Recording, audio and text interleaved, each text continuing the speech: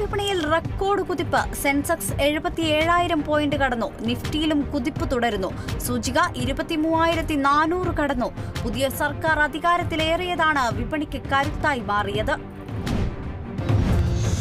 നിയമസഭാ സമ്മേളനത്തിൽ സരസ്വതി സമ്മാൻ ലഭിച്ച കവി പ്രഭാവർമ്മയ്ക്ക് ആദരം.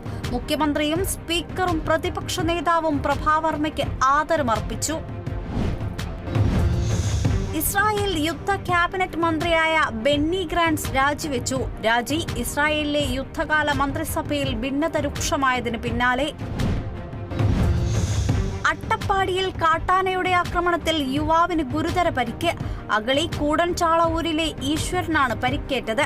ജോലി കഴിഞ്ഞ് വീട്ടിലേക്ക് വരുന്ന വഴി ഇയാളെ കാട്ടാന ആക്രമിക്കുകയായിരുന്നു.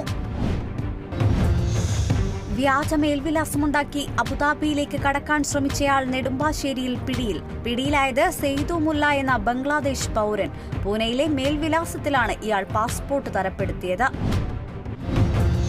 അർദ്ധരാത്രി 12 മണിക്ക് ആലുവ ചെങ്ങമനാട് ഹോട്ടലിലേക്ക് ടോറസ് ഇടിച്ചുകയറി. അപകടത്തിൽ ആളപായമില്ല. പാലക്കാട് നിന്നും എറണാകുളം ഭാഗത്തേക്ക് മണൽ കയറ്റി വന്ന ലോറിയാണ് അപകടത്തിൽപ്പെട്ടത്. കണ്ണൂർ പിലാത്തറയിൽ വെള്ളക്കെട്ടിൽ വീണ് ബൈക്ക് യാത്രികന് ദാരുണാന്ത്യം. കുഞ്ഞിമംഗലം സ്വദേശി റിയാസാണ് മരിച്ചത്. യൂട്യൂബർ സഞ്ജു ടെക്കിക്കെതിരെ RTO നടത്തിയ പരിശോധനയിൽ കൂടുതൽ നിയമലംഘനങ്ങൾ കണ്ടെത്തി. 160 കിലോമീറ്ററിൽ ഡ്രൈവിംഗ്, മൊബൈലിൽ ഷൂട്ട് ചെയ്തുള്ള ഡ്രൈവിംഗ് തുടങ്ങിയവയാണ് കണ്ടെത്തിയത്. സഞ്ജുവിന്റെ ലൈസൻസ് സസ്പെൻഡ് ചെയ്യുന്നതിന് മുന്നോടിയായി നോട്ടീസ് നൽകി. പത്രപ്രവർത്തകനും നടനുമായ ജി വേണുഗോപാൽ അന്തരിച്ചു. വൃക്ക സംബന്ധമായ അസുഖത്തെ തുടർന്ന് ചികിത്സയിലായിരുന്നു. കേരള പത്രികയിലെ മുൻ സബ് എഡിറ്ററായിരുന്നു. കൊല്ലം ചക്കുവള്ളിയിൽ മിഴി ഗ്രന്ഥശാലയുടെ നേതൃത്വത്തിൽ പരിസ്ഥിതി ദിനാഘോഷം സംഘടിപ്പിച്ചു. പോരുവഴി പഞ്ചായത്ത് വൈസ് പ്രസിഡന്റ് നസീറ ബീവി ഉദ്ഘാടനം ചെയ്തു. ഒരാഴ്ച നീണ്ടു നിൽക്കുന്ന എന്റെ മരം എന്റെ ജീവൻ എന്ന പരിസ്ഥിതി വാരാചരണമാണ് മിഴി ഗ്രന്ഥശാല സംഘടിപ്പിക്കുന്നത്. ഛത്തീസ്ഗഡിലെ ബീജാപൂരിൽ 9 മാവോയിസ്റ്റുകൾ അറസ്റ്റിൽ.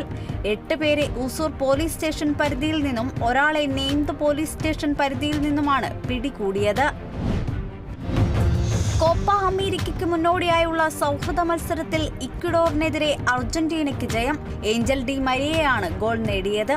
അവസാന 35 മിനിറ്റ് നേരം സൂപ്പർ താരം ലയണൽ മെസ്സി ഗ്രൗണ്ടിലിറങ്ങി.